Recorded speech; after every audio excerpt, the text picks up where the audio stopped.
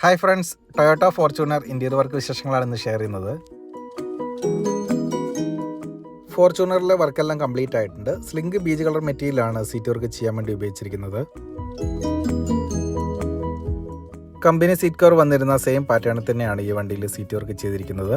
സെൻറ്ററിൽ വരുന്ന കൺസോൾ ബോക്സും സ്റ്റിയറിംഗ് കവറും ഗിയർ ബൂട്ടും ചെയ്തിരിക്കുന്നത് ജെനുവിൻ ലെതർ ബ്ലാക്ക് മെറ്റീരിയലാണ്.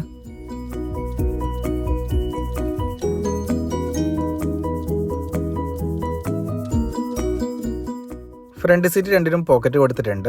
മിഡിൽ റോ സീറ്റിൽ വരുന്ന ആമർശം സെയിം പാറ്റേണത്തിനാണ് ചെയ്തിരിക്കുന്നത്. കമ്പനി സീറ്റ് കവർ ഈ വണ്ടിയിൽ വന്നിരുന്നത് ജെനുവിൻ ലെതർ ആയിരുന്നു. അതിനോട് മാച്ച് ചെയ്യുന്ന സെയിം മെറ്റീരിയൽ തന്നെയാണ് ഈ വണ്ടിയിൽ സീറ്റ് വർക്ക് ചെയ്യാൻ വേണ്ടി ഉപയോഗിച്ചിരിക്കുന്നത്.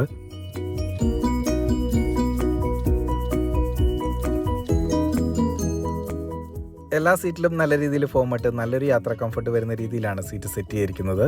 ഇന്റീരിയർ മാച്ചിങ് കളർ മെറ്റീരിയലാണ് സീറ്റ് വർക്ക് ചെയ്യാൻ വേണ്ടി ഉപയോഗിച്ചിരിക്കുന്നത്. സ്ലിങ്ക് ബീജ് കളർ മെറ്റീരിയലാണ്. ജെനുവിൻ ലെതറിൽ വരുന്ന സെയിം ടെക്സ്ചറാണ് ഈ മെറ്റീരിയലും വരുന്നത്. ബീജ് കളർ നൈലോൺ ത്രെഡാണ് സ്റ്റിച്ച് ചെയ്യാൻ വേണ്ടി ഫുള്ളായിട്ട് ഉപയോഗിച്ചിരിക്കുന്നത്.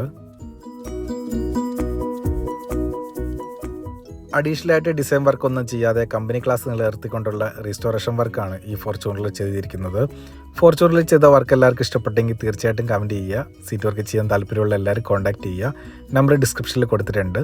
അപ്പോൾ അടുത്ത ദിവസം പുതിയ വണ്ടി പുതിയ വിശേഷങ്ങളായിട്ട് വീണ്ടും കാണാം. അതുവരെ എല്ലാവർക്കും ബൈ.